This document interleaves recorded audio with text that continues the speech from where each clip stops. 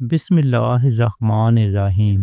صحیح بخاری حدیث نمبر 81۔ رسول اللہ صلی اللہ علیہ وآلہ وسلم نے فرمایا کہ علامات قیامت میں سے ایک یہ ہے کہ علم دین کم ہو جائے گا، جہل ظاہر ہو جائے گا، زنا بھی کثرت ہوگا، عورتیں بڑھ جائیں گی اور مرد کم ہو جائیں گے، حتیٰ کہ 50 عورتوں کا نگران صرف ایک مرد رہ جائے گا۔ صحیح بخاری حدیث نمبر 82۔ رسول اللہ صلی اللہ علیہ وآلہ وسلم نے ارشاد فرمایا کہ میں سو رہا تھا، اسی حالت میں مجھے دودھ کا ایک پیالہ دیا گیا، میں نے خوب اچھی طرح پی لیا، حتیٰ کہ میں نے دیکھا کہ تازگی میرے ناخنوں سے نکل رہی ہے۔ پھر میں نے اپنا بچا ہوا دودھ عمر بن الخطاب کو دے دیا۔ صحابہ رضی اللہ عنہم نے پوچھا، آپ نے اس کی کیا تعبیر لی؟ آپ صلی اللہ علیہ وآلہ وسلم نے فرمایا، علم۔ صحیح بخاری حدیث نمبر 83۔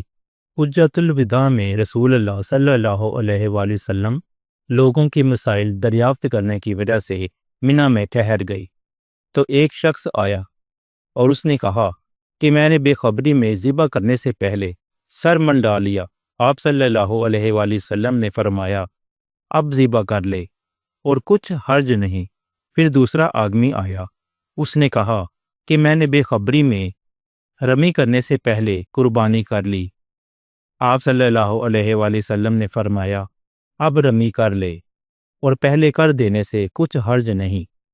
ابن عمرو کہتے ہیں کہ اس دن آپ صلی اللہ علیہ وآلہ وسلم سے جس چیز کا بھی سوال ہوا جو کسی نے آگے اور پیچھے کر لی تھی تو آپ صلی اللہ علیہ وآلہ وسلم نے یہی فرمایا کہ اب کر لے اور کچھ حرج نہیں۔ صحیح بخاری حدیث نمبر 84۔ کریم صلی اللہ علیہ وآلہ وسلم سے آپ کے آخری حج میں کسی نے پوچھا کہ میں نے رمی کرنے یعنی کنکر پھینکنے سے پہلے ذبح کر لیا۔ آپ صلی اللہ علیہ وآلہ وسلم نے ہاتھ سے اشارہ کیا اور فرمایا، کچھ حرج نہیں۔ کسی نے کہا کہ میں نے ذبح سے پہلے حلق کرا لیا۔ آپ صلی اللہ علیہ وآلہ وسلم نے سر سے اشارہ فرما دیا کہ کچھ حرج نہیں۔ صحیح بخاری حدیث نمبر 85۔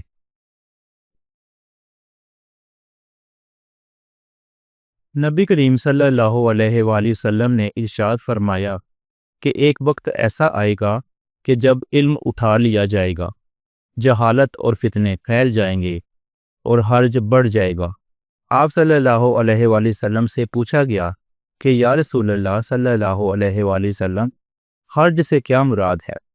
آپ صلی اللہ علیہ وآلہ وسلم نے اپنے ہاتھ کو حرکت دے کر فرمایا، اس طرح، گویا آپ صلی اللہ علیہ وآلہ وسلم نے اس سے قتل مراد لیا۔